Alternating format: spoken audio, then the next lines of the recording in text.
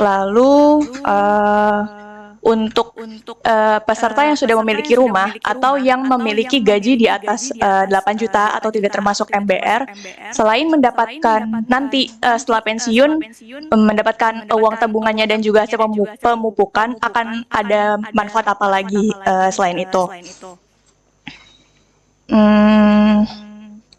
Boleh gantian yang lain ya Mbak ya pertanyaannya. Terima Terima kasih. Sebelah kanan tadi siapa lagi mau tanya?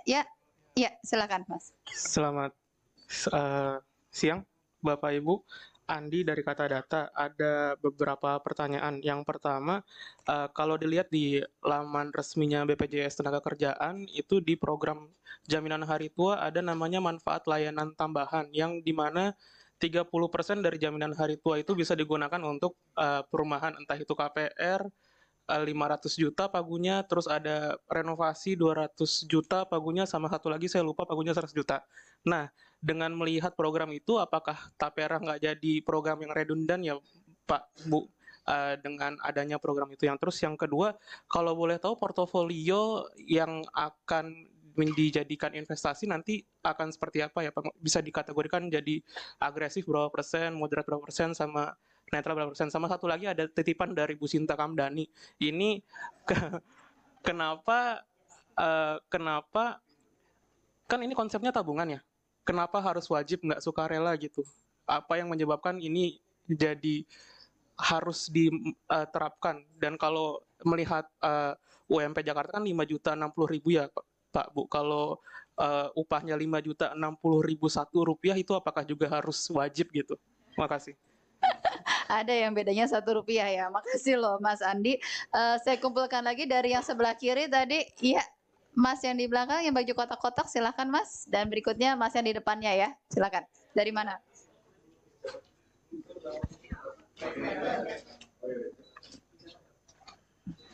Mana sih? Tes. Saya Akbar dari Bisnis Indonesia. Mau izin bertanya terkait dengan Tapera ini sendiri, soal pekerja mandirinya juga. Kira-kira untuk pekerja seperti ojol dan kurir itu apakah juga akan masuk dalam klasifikasinya? Terus yang kedua dengan adanya Seperti apa? Kurir? Ojol. Oh, oke. Terus yang kedua dengan adanya program ini, apakah backlog bisa dipastikan bisa teratasi, mengingat kan di 2022 backlog untuk perumahan sendiri baru 2% ya. Dan dari respon keberatan dari pekerja dan pengusaha sejauh ini, apakah selama ini untuk pemerintah sendiri belum meminta masukan hingga dari pekerja dan pengusaha sehingga menuai penolakan yang cukup pro dan kontra sejauh ini? Terima kasih. Baik, terima kasih dari Bisnis Indonesia. Berikutnya silakan Mas, langsung saja. Selamat siang Bapak Ibu, terima kasih. Saya Denny, Jakarta Post.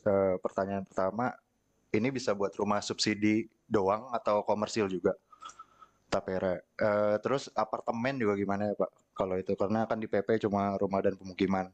Habis itu ini UU udah dari 2016, PP 2020, tapi kenapa aturan pelaksana tingkat kementerian masih belum terbit gitu loh? Dan kayak kenapa tiba-tiba tahun ini pengen dikejar?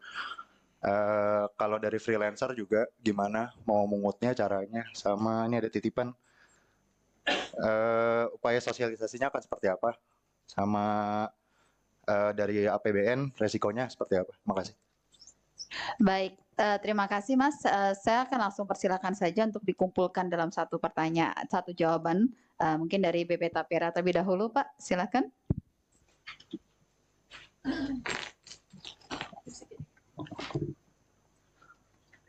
Baik, yang pertama mungkin Mbak Alma ada beberapa pertanyaan yang menjadi domain Tapera ya, akan saya jawab ya. Apakah ada manfaat lain ya selain pengembalian pokok simpanan dan hasil pemupukan setelah kepesertaan berakhir? Yang pertama itu memang benefit tambahan Mbak untuk yang non MBR ya. Mohon maaf ya. Jadi benefit utamanya untuk penabung yang tidak memanfaatkan fasilitas KPR ya, atau kita sebut dengan penabung mulia. Yang pertama tadi itu pengembalian pokok tabungan beserta hasil pemupukannya ya, yang saat ini ya dari peserta Baper Tarum rata-rata masih di atas suku bunga deposito ya. Itu pertama. Terus kemudian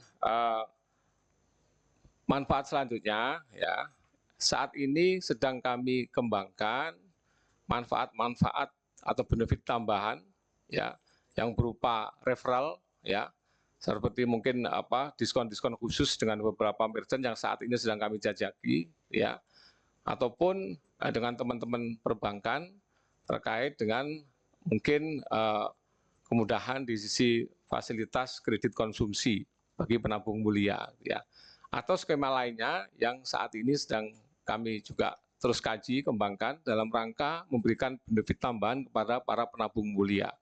Jadi tidak hanya kemudian dapat hasil pemupukannya, skema-skema benefit tambahan saat ini juga sedang kami upayakan ya.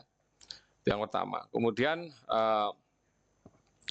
dari Mas Andi terkait dengan portofolio investasinya seperti apa ya. Jadi ini juga menjawab kekhawatiran terkait dengan prudensial pengelolaan simpanan masyarakat yang ada di GP Tapera. Ya, jadi saat ini